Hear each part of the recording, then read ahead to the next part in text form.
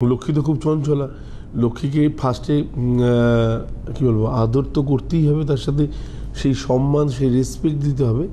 যতক্ষণ না পর্যন্ত তার গুণ বুঝবেন, তার মানে অর্থের গুরুত্ব বুঝবেন, লক্ষ্মীর গুরুত্ব বুঝবেন, ততক্ষণ পর্যন্ত তাকে ধরে রাখাটা সত্যি খুব টাফ। আর সে আমার ঘরে আসবে, থাকবে, তাকে রাখার কিছু স্টাইল তো অবশ্যই আছে।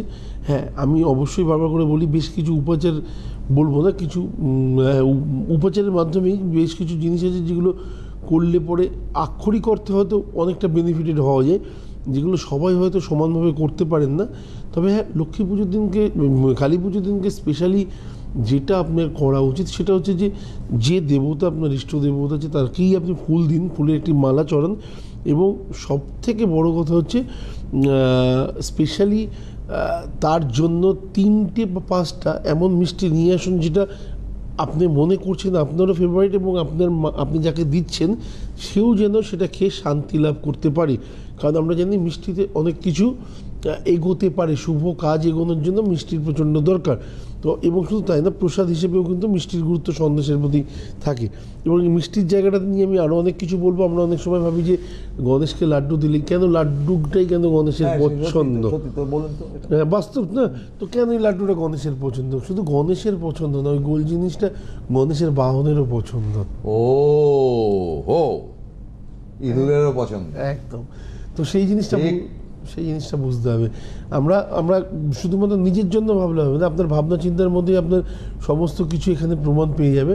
তো এই জিনিসগুলো যেমন থাকবে, এবং মা কালীর উদ্দেশ্যে রাত্রিবেলায় অবশ্যই একটি বড় দেখে মোমবাতি জ্বালাবেন, যেটা পরের দিনকে সকালবেলা অবধি জলে, যখন সব জায়গায় পুজোতে বসে গেছে, আমি ধরে নিচ্ছি রাত 12টা, আপনার বাড়ির মোমবাতিতে জ্বালান, মাকে মালা দিন, এবং তার সাথে সাথে অবশ্যই প্রসাদ, মানে যেটা বললাম সন্দেশ মিষ্টি, সেটা দিন, ভোগ দিন। হ্যাঁ, তার সাথে সাথে অবশ্যই যেটা রাখবেন, একটা লাল শালু রাখবেন, তাতে নতুন 3টে হলুদের টুকরো রাখবেন। হলুদ আমরা জানি সবসময় শুভ কাজে ব্যবহৃত হয়, হলুদ একটু সিঁদুর, এগুলো হচ্ছে দেখবেন যখন বিয়ে হয় তখন কার্ডের মধ্যেও আমরা হলুদ আর সিঁদুরটাই লাগাই। তো কিছু না কিছু রিজন আছে যেগুলো আপনাকে অর্থ আনতে সাহায্য করবে। এবং সেখানে অবশ্যই মোমবাতিটা যেন সারা রাত জ্বলে, এমন না যে মাঝরাতে এসে যেন বন্ধ হয়ে যায় এটা। এবং আপনার কিছু অর্থ সেই কাপড়টার উপর রেখে দিন, রেখে দিয়ে পরের দিনকে সকাল অবধি জ্বলতে দিন, এবং সেই কাপড়টাকে ভালো করে ওগুরু টোগুরু মাখিয়ে ভালো করে গিট দিয়ে নিজের লকারের মধ্যে রাখুন। দেখবেন লক্ষ্মীর লাভ সারা বছর ধরে হচ্ছে, এবং যতটা আপনি ভেবেছিলেন তার থেকে বেশি হচ্ছে। 2-3টে জিনিসের নাম আমি এখানে হয়তো উচ্চারণ করতে পারছি না, কারণ আমরা তো জানি আমরা টিভিতে বসে রয়েছি, এবং আমি বারবার করে বলি গুপ্তবিদ্যা, এগুলো হচ্ছে গুপ্তবিদ্যা। এই গুপ্তবিদ্যাগুলো সঠিক মূল্যায়ন সবাই করতে পারেন না, তার জন্য ওই 2-3টে জিনিসের নাম, 3টে জিনিসের নাম আমি এখানে বললাম না। যারা বিশেষভাবে আগ্রহী বা যারা প্রোগ্রামটা দেখছেন তারা হোয়াটসঅ্যাপ করবেন যে ওই দিনকে রাত্রে করার জন্য 3টে জিনিস কি, আমি অবশ্যই আপনাদেরকে জানিয়ে দেবো। এবং সেই জিনিসটা দিয়ে আপনারা লকারে রাখুন, দেখবেন যে আপনার যা এবছরের ইনকাম হচ্ছে তার থেকে, বা এত বছর যা ইনকাম করেছেন তার থেকে অনেক ভালো ইনকাম কিন্তু এই বছর হতে চলেছে দীপান্বিতা অমাবস্যাতে, 2025-এ।